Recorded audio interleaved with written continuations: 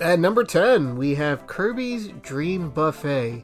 This was a very surprising release considering we had Kirby and the Forgotten Land earlier in the year. More on that later. So we have a multiplayer focused Kirby game. It's a racing game essentially. You go through these different courses, traverse different obstacles to collect these strawberries. And in between each of the races, you do a little mini game that can kind of help turn the tides of the game, especially with the Battle Royale. That will determine who wins and who loses, because I've gone many games in first place, and I would go dead last after one of these Battle Royales. Game is really fun.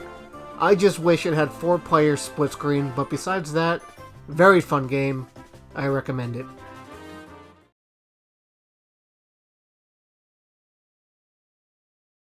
At number 9, we have Teenage Mutant Ninja Turtles: Shredder's Revenge.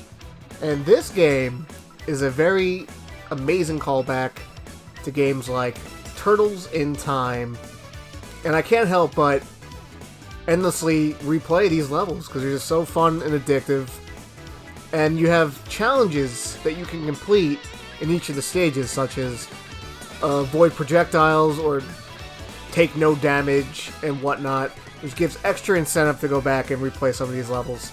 The music is absolutely incredible. T. Lopes has nailed the feel of Teenage Mutant Ninja Turtles in general. Like, I felt like I was watching the show at some points. And the pixel graphics are top-notch and very high quality. I definitely love the gameplay, and it's fun with a bunch of friends. I definitely recommend this game wholeheartedly.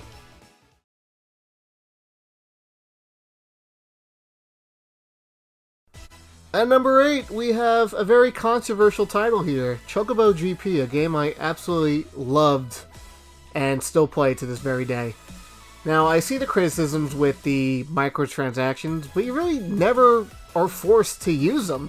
You could just play the online normally and not ever have to worry about it. And it had a fully fleshed out single player mode. It has split screen multiplayer. Unless you cared about buying cosmetics such as costumes or extra music and a couple of characters, you were still getting a full experience here. And this game is extremely fun. I get the hate in some aspects, but with all that stuff aside, Chocobo GP to me is still a very solid and playable game and a lot of fun.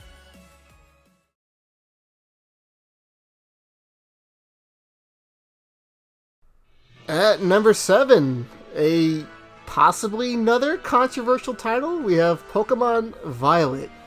Now, yes, obviously this game has a lot of issues, I suppose, but none which really impacted my experience with the game.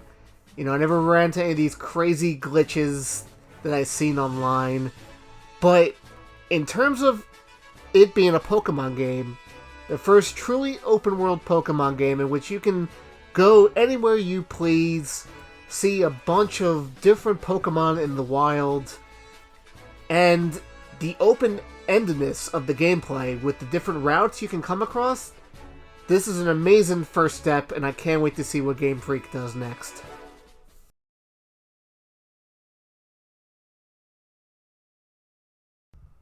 Next up, at number 6, we have Xenoblade Chronicles 3. And just like the other games in this franchise, Xenoblade Chronicles 3 is extremely epic. Beautiful landscapes you traverse across. And I think this game has the best combat thus far. And I did quite enjoy the story, even if it's not my favorite in the Chronicles trilogy. But besides that, this game handles side quests the absolute best, and it made me look forward to exploring all these different hero quests as you continue through the game. I don't want to give too many spoilers, but this is definitely a game you should experience going in as blind as possible.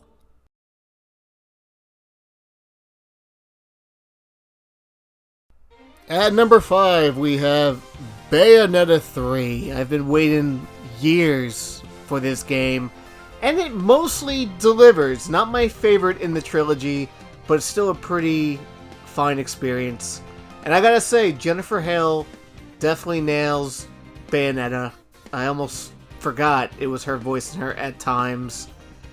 But I gotta say, what I didn't like about the game was playing as Viola. I think I groaned every time I had to take control of her. Apparently she's been fixed with a latest update, but I can't confirm that since I didn't download the patch.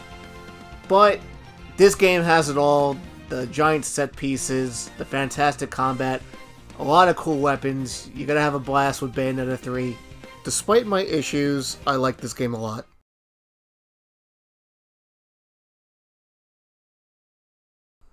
At number 4, we have Kirby and the Forgotten Land. Kirby's first true 3D platformer. And I gotta say, HAL Laboratory really knocked it out of the park with this one. The creativity in which Kirby gets through these levels is really interesting, such as the new mouthful mode where Kirby can inhale objects and take form of it, such as a car, and then you could just drive around. Some of the courses have like these time travels, so with the car, you'll try to get the best time, and you'll be given rewards in succeeding. While this game doesn't feature as many copy abilities as previous Kirby games, there's still enough here to give Kirby a diverse moveset. Favorites such as Sword, Cutter, and Bomb return. And then we have a new one, such as Drill, in which Kirby can dig underground, go under an enemy, and just pop out for a surprise attack. Kirby and the Forgotten Land is a fantastic Kirby game, and I'm looking forward to see what's next.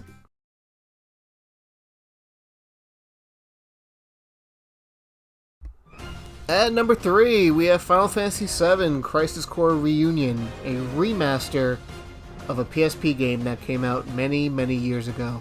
But you can argue that this feels more like a remake with the redone graphics, the remastered music. The only thing that wasn't remastered was the cutscenes. Those are straight from the PSP version, although they were able to change the Buster Sword design in those old cutscenes. But besides that, as someone who's never played this game before, my first time, I really enjoyed exploring the world of Final Fantasy VII in a different way. And playing as Zack really made me appreciate his character a lot more. I think he's a very fleshed out character here, and I can see why the fanbase really likes Zack. I definitely recommend this game if you are a fan of Final Fantasy VII, but definitely play the original first, as this game spoils events of that game.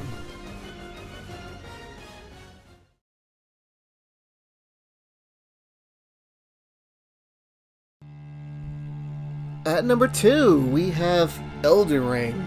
And what could be said about Elden Ring that hasn't been said by anybody else? Probably not much, to be honest, but the time I spent with the game, exploring the giant world map, seeing these dungeons that are tucked away by exploring, facing giant enemies, going through these giant castles, these structures, and then it playing very similar to Dark Souls. You really can't go wrong here, and even if you've never played a Souls game before, I think this game is very accessible to newcomers. And this is definitely a game I was blown away by. I was excited for Elden Ring, but it definitely exceeded my expectations, and I feel like everybody should give this game a shot. This game is perfection.